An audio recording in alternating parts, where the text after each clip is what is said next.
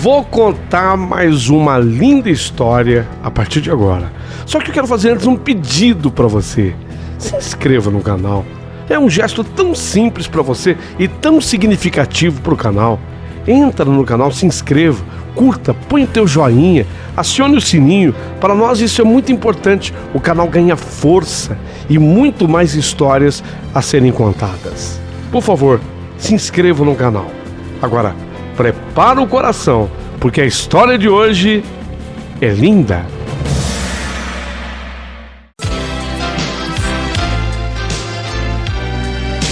Rádio Emoção.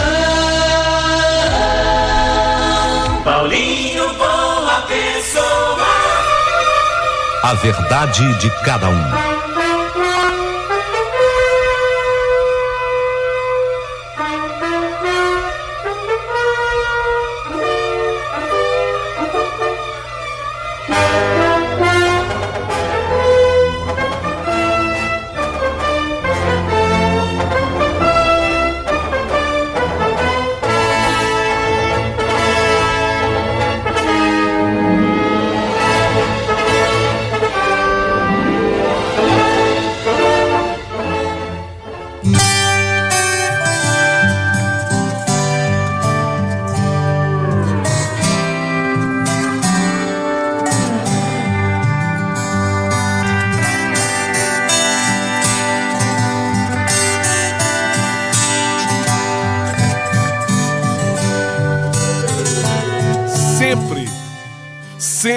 Sempre lutei pela vida. Eu respeito a vida. Eu amo a vida. E justamente por respeitá-la e amá-la, você não pode imaginar o quanto que eu estava feliz. Afinal de contas, eu trouxe o meu James, o meu milagrinho. Eu trouxe o meu James para casa. Meu James estava em casa com todas as dificuldades, mas aquela ajuda da irmã Sônia foi tão importante. Ela pagou a conta da luz, a conta da água da minha casa. Fez aquela compra para dentro da minha casa. Era um recomeço. E eu cheguei com ele em casa quando ele estava pesando 1,9 kg. Sim, porque os médicos haviam dito que ele só sairia do hospital com 2 quilos. Eu consegui, com a ajuda de uma enfermeira, a convencer o médico-chefe de trazê-lo com 1,9 kg. Eu sempre lutei pela vida. Eu sempre respeitei a vida. Agora, não bastava trazê-lo de um hospital para casa com 1,9 kg. Já que eu lutava pela vida, eu teria que lutar agora pela vida daquele serzinho. Ele tão pequenininho. Só que eu sabia que nessa luta eu estaria sozinha, porque o meu marido, o pai do James, era o famoso zero à esquerda. E aí, para complicar, porque ele nasceu, imagine, com 1 quilo. Ele nasceu com 1 quilo, ele nasceu com os pulmõezinhos bem verdes. Não estavam totalmente formados e ele haveria de sofrer sequelas desse pulmão, assim, imaturo. E o que aconteceu foi que ele pegou aquela crise de bronquite, desde muito pequenininho. Foi um caos aquela crise de bronquite, aqueles problemas respiratórios com o meu James, o meu milagrinho, tão pequenininho. Eu gastava o que tinha e o que eu não tinha para resolver aquele problema de bronquite do James. Quantas vezes eu comprava com muita dificuldade o remédio do meu menino. E esse remédio depois tinha consequência do próprio uso dele. As alergias. Aí eu tinha que comprar outro. Esse remédio não deu certo, mãe. Você vai ter que trocar. Você vai ter que comprar esse outro. E mais dinheiro. Quantas vezes eu ficava com o James dentro de um pronto-socorro, dormindo numa cadeira de plástico. Às vezes, ficava por dias e dias seguidos. Houve um momento que eu fiquei por 7 dias, levando para o hospital as minhas peças íntimas e me banhando no lavatório do banheiro. Era ali que eu fazia a minha higiene pessoal, para poder estar ao lado do meu James, e tudo na minha luta em nome da vida. Eu tinha que, às vezes, e muitas vezes, como eu lavava a minha própria roupa íntima, lá mesmo no lavatório do banheiro, quantas vezes eu tinha que vesti-las molhadas. Olha, não foi fácil, não foi nada fácil. Eu começava a trabalhar em triplo, sempre com o objetivo da vida, de salvar o meu James. A bronquite dele atacava e eu tinha que sair do meu serviço, porque eu já tinha meu emprego, meu trabalho. Então eu tinha que sair correndo do trabalho para socorrê-lo. Tudo comigo. Tudo era eu quem fazia. Nessa época... eu contei também. Você sabe que sempre cruza o nosso caminho alguém para ajudar. E nessa época, eu contei com a ajuda de uma família maravilhosa. A família Bade, eu faço questão de citar aqui. A família Bade, que era a Cida, a melhor amiga que eu tive na minha vida, o seu marido, o Moacir, os filhos, Reginaldo, Fabiana, inclusive a Fabiana, madrinha do meu James, a Silvana, o Rogério. Paulinho, eu coloco em letras garrafais, eles me ajudaram muito, mas muito com o meu filho. Eles cuidavam dele para que eu pudesse trabalhar, eles davam amor, davam carinho. A primeira vez que o James, ele falou mamãe, foi para a madrinha dele.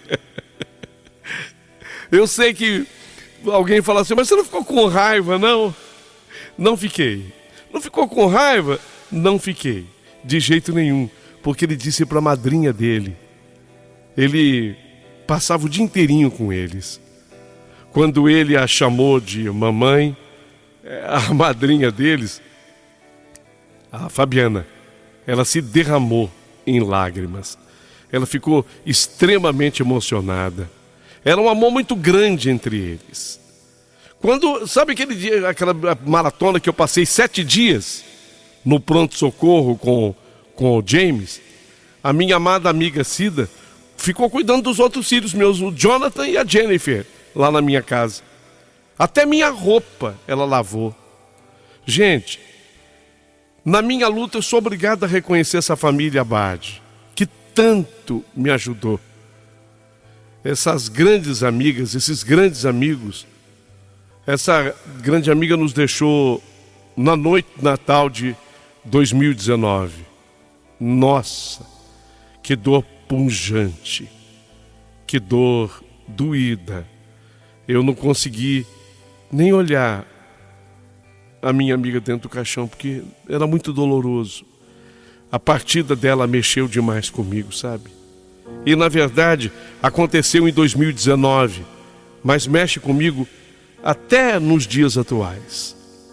Mas, voltando ao assunto do meu milagrinho, o meu James, aquele que era a motivação pela minha luta, da minha luta pela vida. E seguimos lutando contra a bronquite dele até os 4 anos de idade dele. Você acredita que com 4 anos de idade a bronquite dele passou?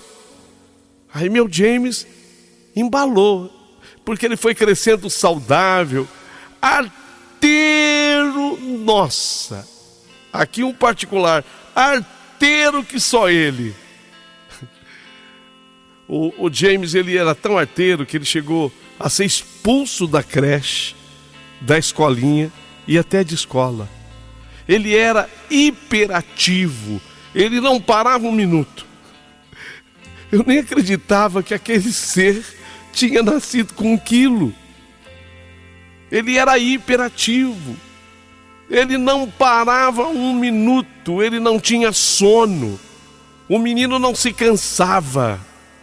Sabe aquela vontade que a pessoa tem de viver, de lutar, de viver, de participar da vida?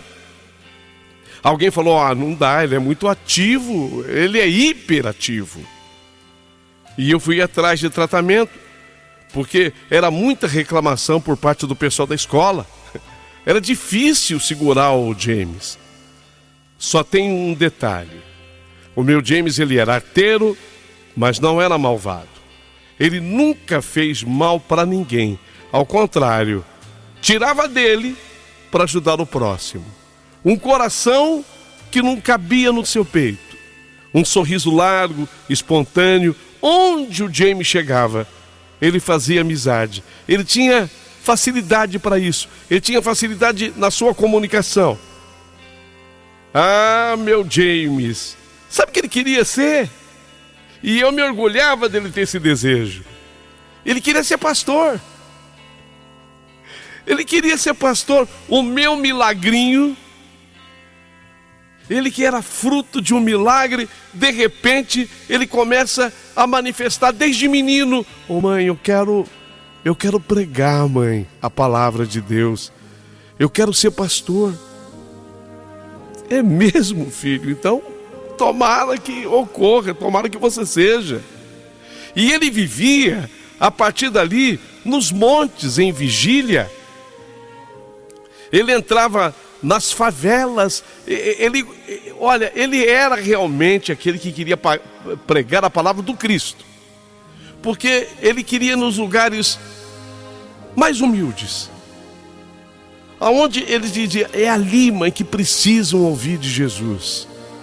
É ali.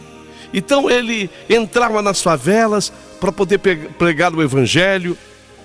Ele tinha pressa, sabe? Ele tinha pressa naquilo que ele fazia. Ele sempre foi assim. E digo uma coisa, pregando nas favelas, nos becos da vida, ele começou a ganhar muitas almas para Jesus. Começou a ganhar muitas almas para Jesus. Ele começou a tirar jovens das drogas, do álcool. Ele começou a restituir famílias. Um coração de manteiga, de tão mole que era. Paulinho, ele só batia de frente comigo, sabe? Quando ele achava que eu estava contra ele, assim, em alguma coisa. Mas no fundo, ele sempre carinhoso e cedia. O meu James, eu sou obrigado a admitir, não tinha juízo, assim, ele era ateiro. E eu tinha, sabe, que ficar vigiando, assim, o tempo todo as condutas dele. Porque eu sabia que ele não fazia por mal, embora aquilo não fosse às vezes correto, mas ele fazia em nome do amor. Ele sempre estava aproveitando alguma arte, fazendo alguma arte, colocou... Eu dou risada agora, mas ele colocou fogo no carro do vizinho, ele quebrava a vidraça dos vizinhos, ele pegava cadeado aberto de um portão e colocava noutra casa.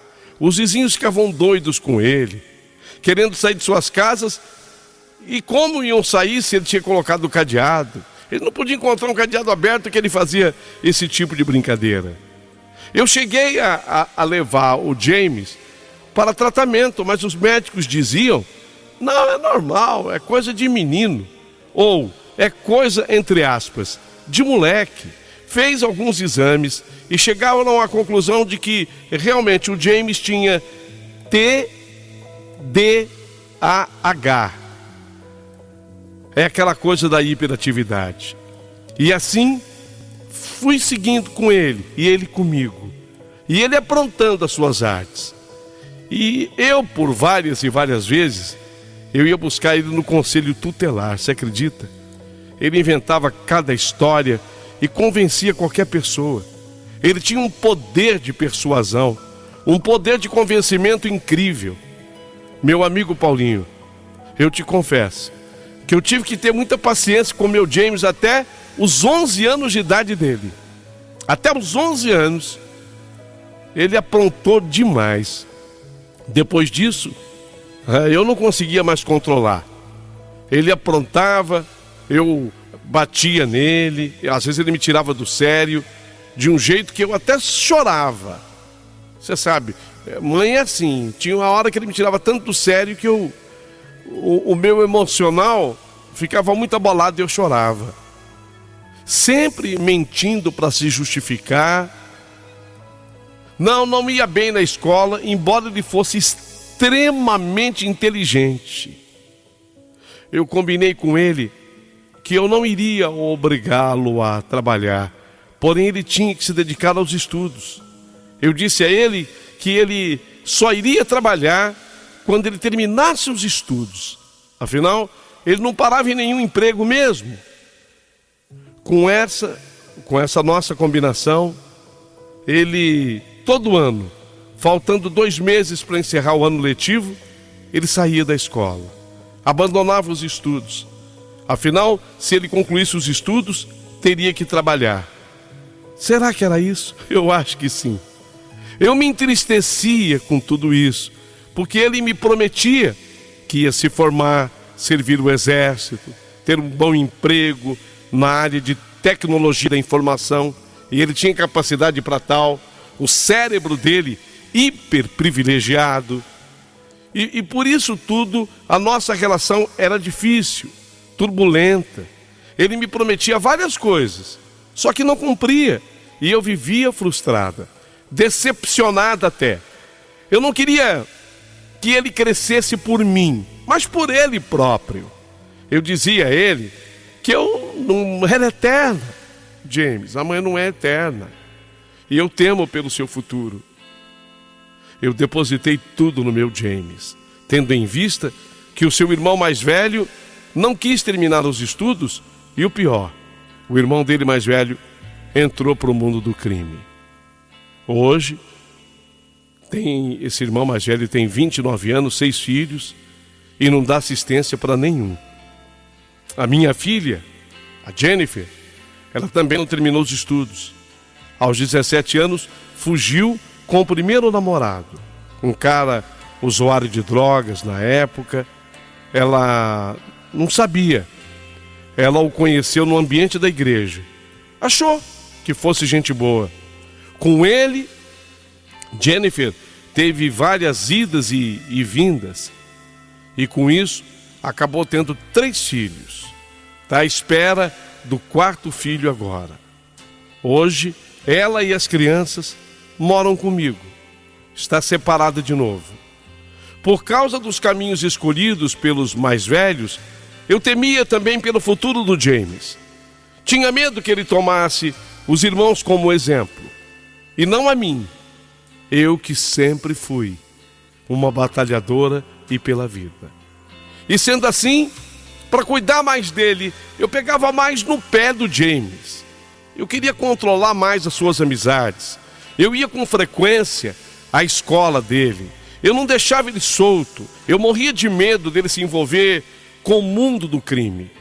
Esse era o meu maior medo. Eu tinha uma ligação muito forte com o meu James. Também lutei desde o nascimento dele, quando ele nasceu com 1 quilo. Foi luta pura. Eu não sei porquê, mas eu tinha um medo doentio de perdê-lo, sabe? Era como que se Deus falasse assim comigo: puxa, Oléia, você já fez tanto por ele. Ele nasceu com 1 quilo. Você lutou tanto por ele. Você não vai perdê-lo agora. Verdade, eu tinha um medo de perdê-lo. Eu não sei explicar, mas se eu ligasse no celular dele e ele não atendesse ou caísse na caixa postal, pronto, já era motivo para eu sair pelas ruas procurando e chorando, e só parava quando eu o via. Bom, o meu James adorava ir para a igreja. Isso sim. Será que ele ia ser pastor? Ele dizia: mãe, eu vou ser pastor. Será? Será que ele vai conseguir chegar lá? Tomara a Deus. Ele ia para o monte de consagração, fazia as vigílias. Ele mergulhava de cabeça na coisa da religião, da pregação. E tinha um coração que não cabia no peito. Ajudava todo mundo. O meu James só aparentava ter problemas comigo. Isso porque eu cobrava dele. Eu sempre cobrava. Oh, mãe, a senhora não me dá um tempo. Está sempre pegando no meu pé e me cobrando. Sim, tem que ser assim, meu filho. Você precisa ser cobrado para melhorar. Tem que ser assim. mas ele via muitas vezes isso como coisa ruim. Ele sempre achava que eu estava, na verdade, contra ele, e na verdade eu estava a favor dele. O tempo foi passando, meu James começou a namorar.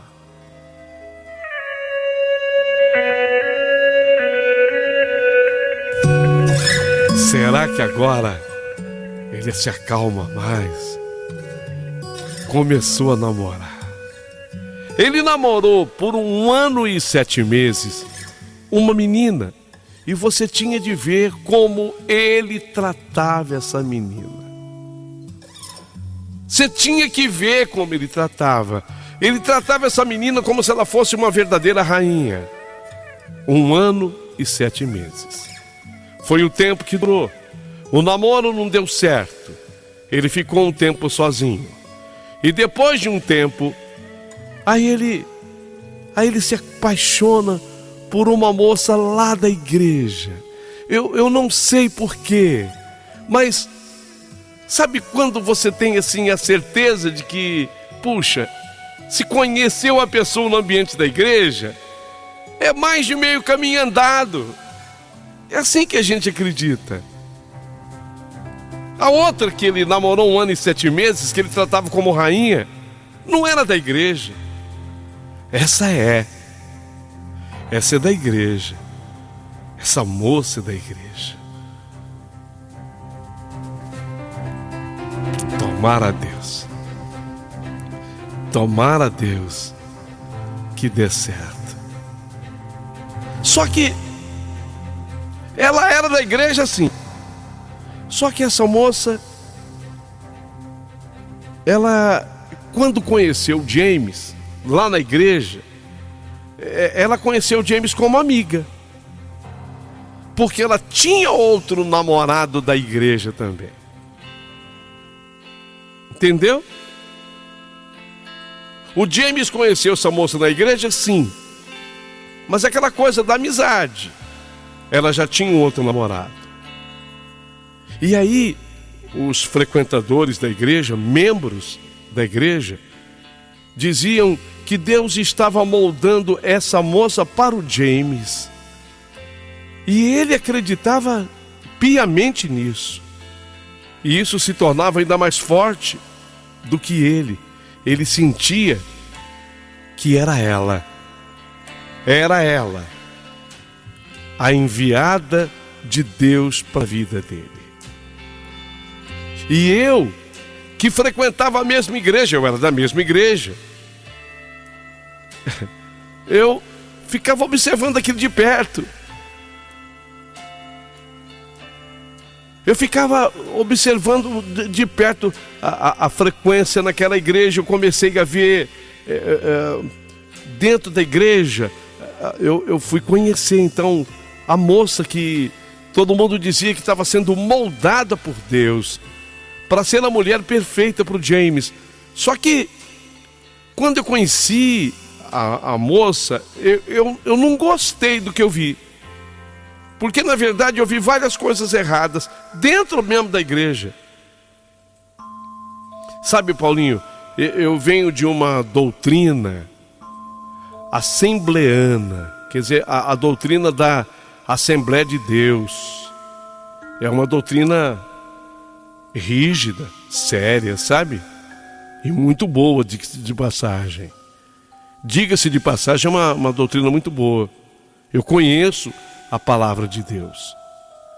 Só que nessa igreja agora que eu estou frequentando e de onde é a moça, não combinava muito com aquilo que eu tinha aprendido dentro da Assembleia. Nessa igreja, sei lá, eu via muitas coisas erradas. Por exemplo, o marido da pastora que subiu ao altar com ela para ministrar a palavra de Deus, ele vivia desviando-se. A gente sabia que ele bebia cerveja, não é uma coisa que Deus aprova.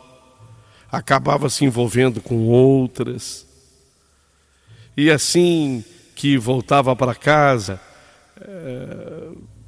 ele estava de novo pregando, Isso era uma das coisas que me irritava, sabe? Eu não aprovava muito. E depois, lá havia muitas outras bagunças. Aquela coisa da profecia.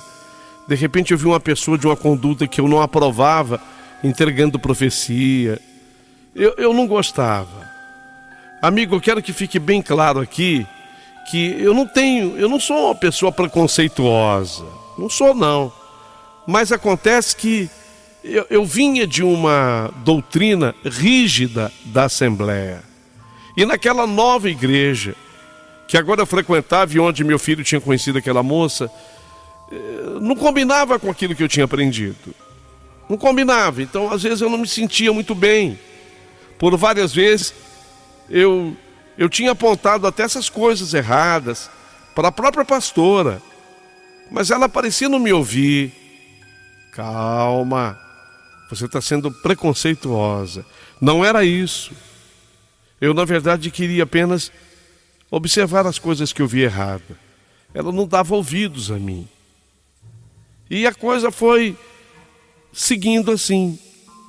O meu James, o meu filho, ele continuou firme na igreja. E ele, naquela coisa de, mãe, eu quero ser pastor, ele começou a trazer várias almas para aquela igreja. Ele começava lá na rua a fazer o seu trabalho. Uma pessoa que jamais tinha entrado numa igreja, de repente ele fazia aí pela primeira vez. Ele começou a trazer as pessoas para dentro da igreja.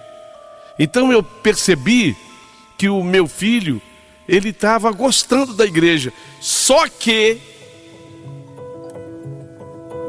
ele fazia tudo aquilo para agradar a nova namorada.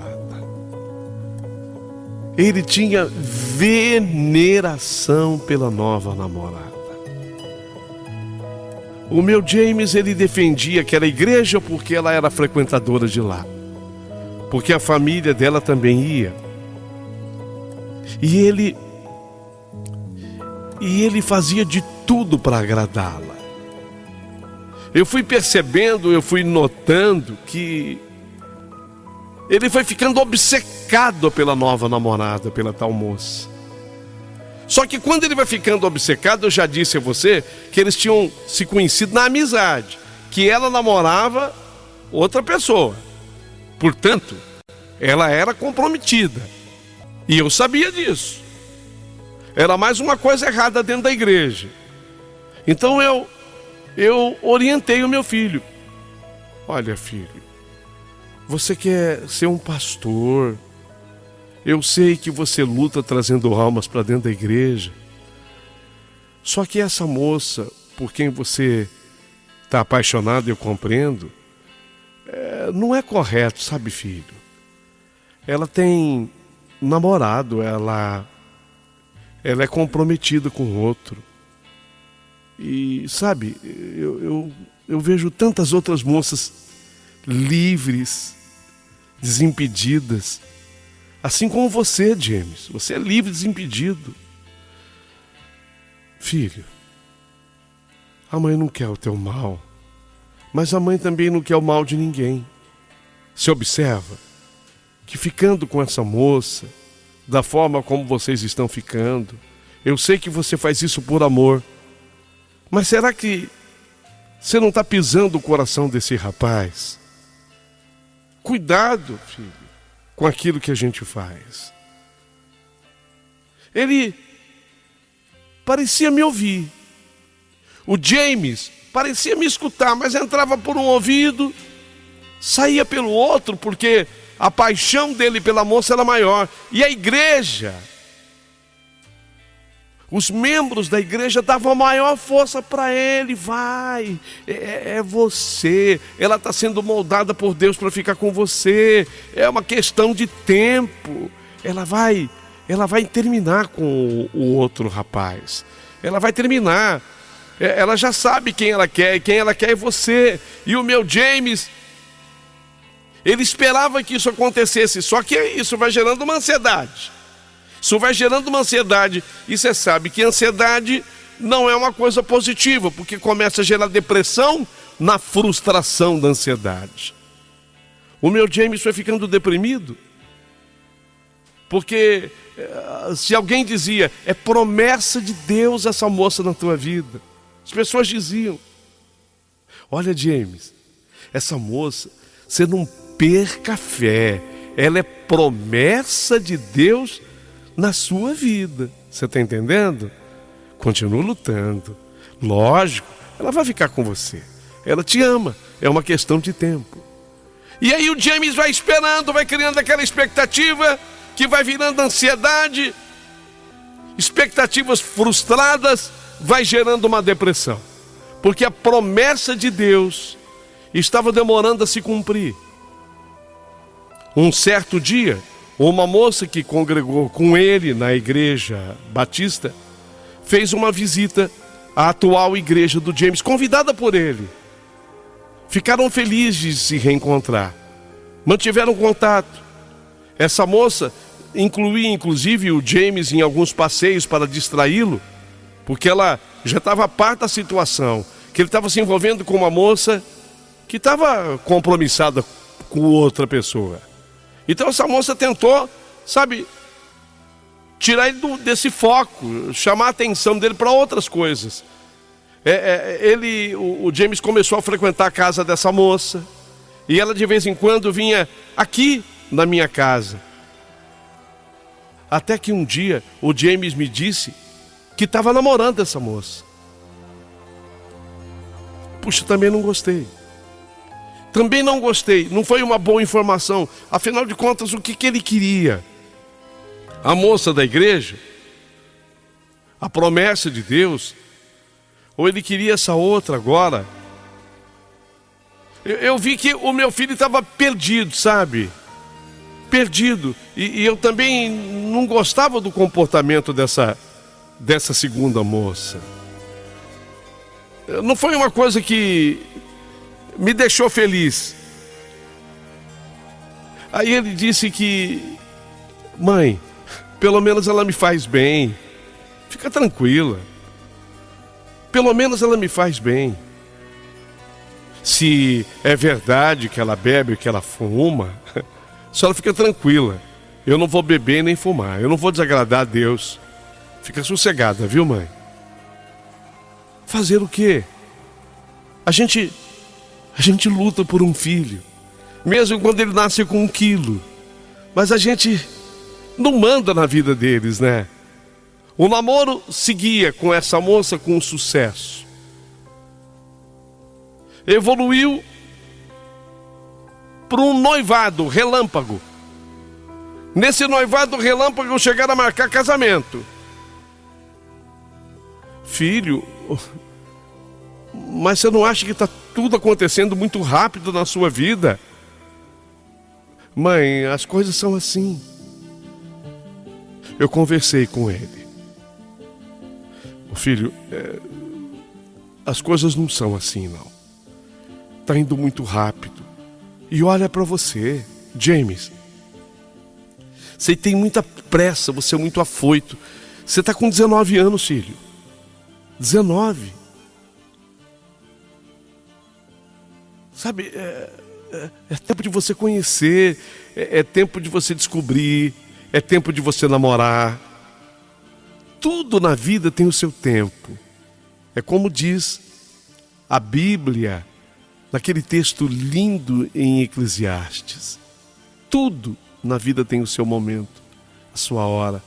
19 anos é muito cedo. Não, mãe. Não, mãe, é melhor casar logo. Sabe por quê, mãe? Assim a gente não cai em pecado, né? Se a gente casa cedo, o risco de cometer pecados é menor. Oh, James, quem sou eu para te convencer do contrário? Mas você precisa me ouvir. Eu acho, filho, que você está se precipitando. As coisas chegaram até esse ponto numa velocidade, você foi de 0 a 100, numa velocidade fantástica, incrível. Uma tarde, ele me ligou e disse: se arrume, mãe, se arrume, que eu e a minha noiva e a minha sogra, nós vamos passar aí. Nós vamos passar aí para te buscar. Aqui? Nós vamos passar aí para te pegar, mãe. Se arruma aí. E eu perguntei: mas filho, mas você não me avisou? Mãe, é uma surpresa. É uma surpresa, tá? Eu, minha noiva e minha sogra vamos passar aí para te pegar. Eles chegaram naquele tempo previsto. Ele me deu 20 minutos. Chegaram. Aí entrei no carro com era ele mais a sogra e a noiva, os três, né? Chegamos num lugar lindo, com um gramado lindo, algumas árvores, um salão enorme de eventos. Que foi, filho? Que lugar bonito é esse? Ô mãe, a surpresa é a seguinte: eu vim com a minha noiva e com a minha sogra. Hoje nós vamos fechar os detalhes da festa do meu casamento, mãe.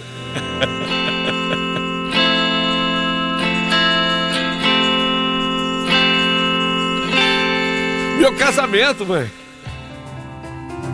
A festa do meu casamento. Vai!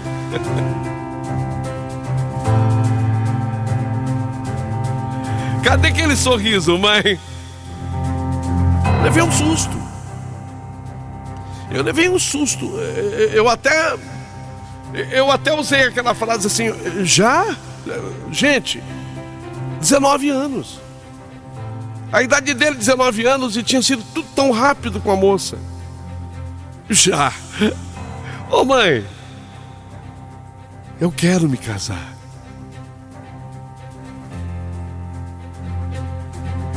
Nos sentamos num lugar. Ele disse que iríamos provar alguns docinhos, salgadinhos. Ia ser ali a festa do casamento.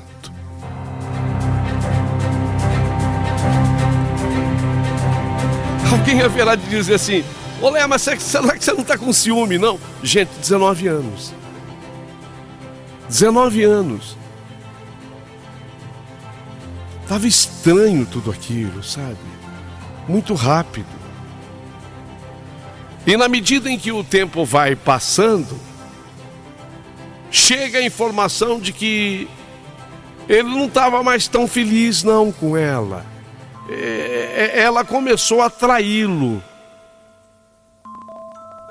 Que era tudo precipitado. Aí.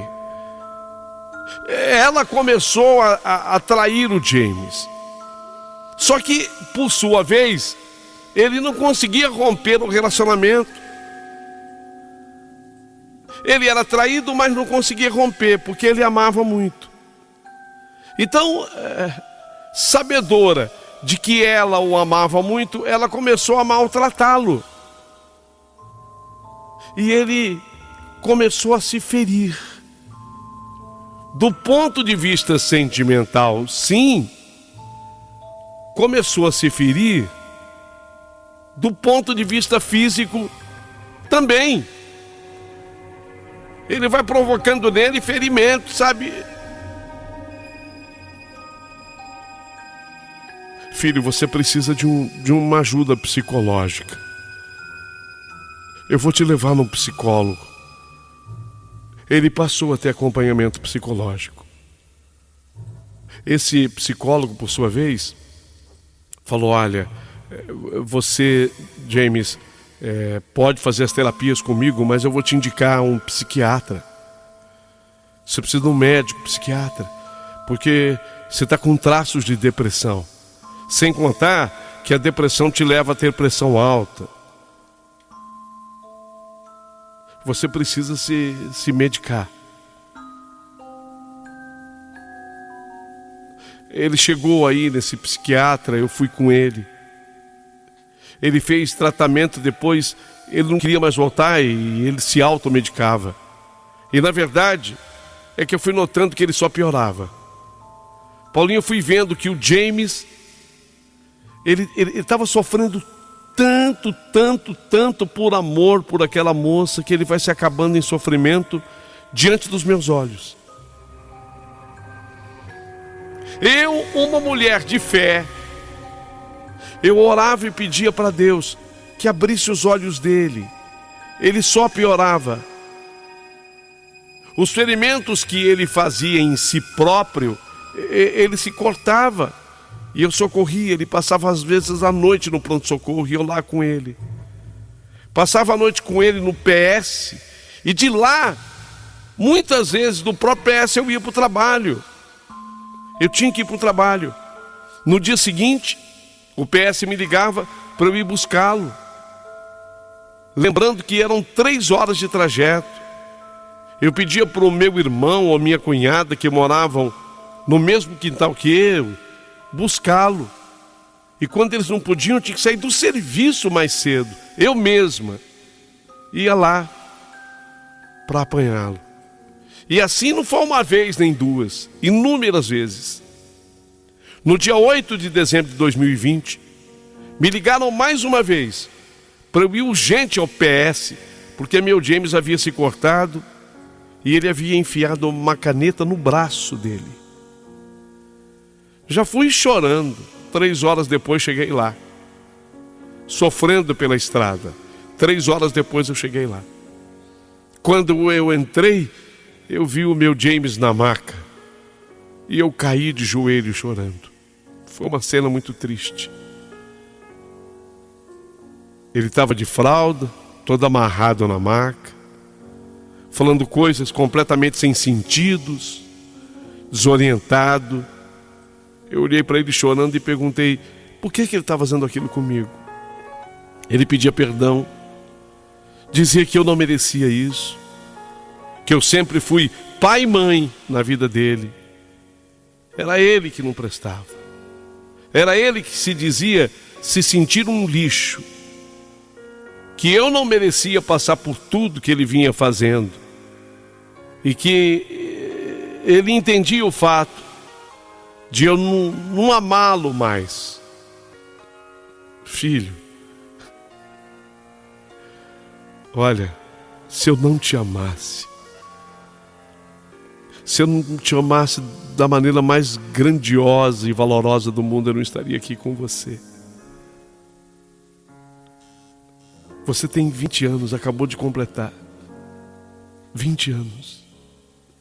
E eu te amo há 20 anos e 6 meses, que foi o tempo que você ficou na minha barriga. Eu te amo desde o dia que o seu coraçãozinho bateu no meu ventre.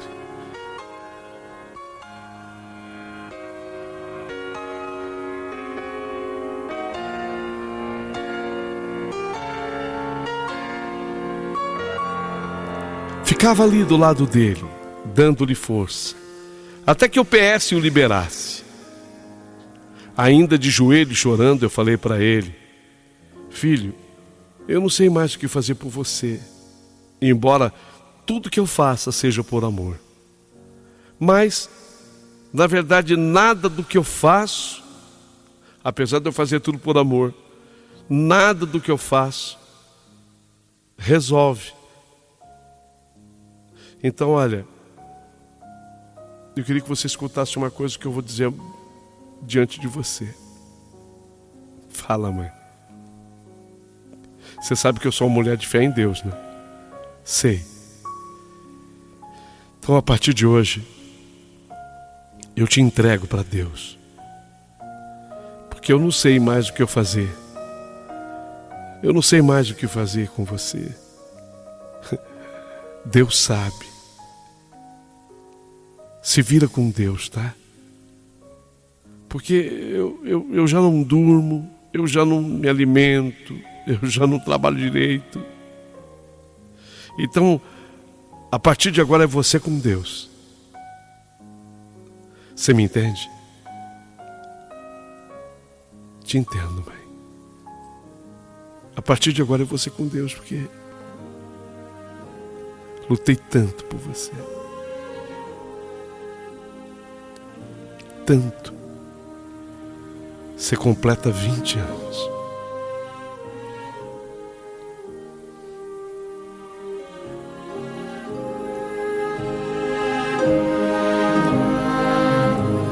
Isso tudo foi num dia 8. No dia seguinte ele voltou para casa. Como mais uma vez eu estava longe, eu pedi para o meu filho mais velho buscá-lo. E recomendei, não deixe ele sozinho. E assim foi feito até que eu chegasse.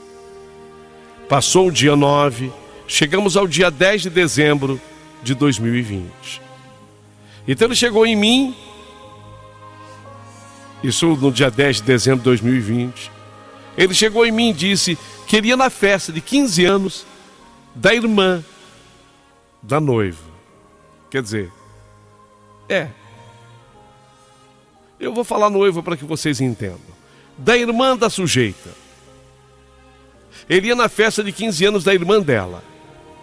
Eu não gostei, mas a minha palavra não seria ouvida mesmo. Então ela mandou ele ir de terno preto, porque a festa de 15 anos ela traje a rigor. A festa de 15 anos ela traje a rigor. Então, olha, você tem que vir a rigor, tá? Com terno preto, ele separou a roupa, sapatos, tudo ok. Quando eu saí para trabalhar no dia 10 de dezembro de 2020, o mediquei, porque ele tinha que tomar os remédios dele, saí às 5:30 da manhã. E ele ficou combinado.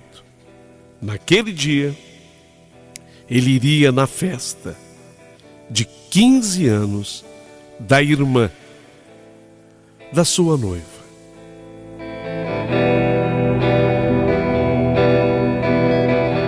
E é exatamente aqui, neste momento, que eu vou interromper o segundo capítulo dessa história.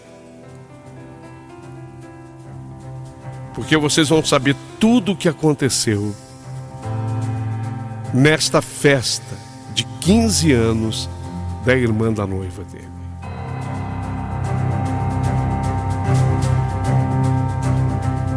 Se você está gostando da minha história, aproveita, curta, manda o teu joinha, manifeste-se.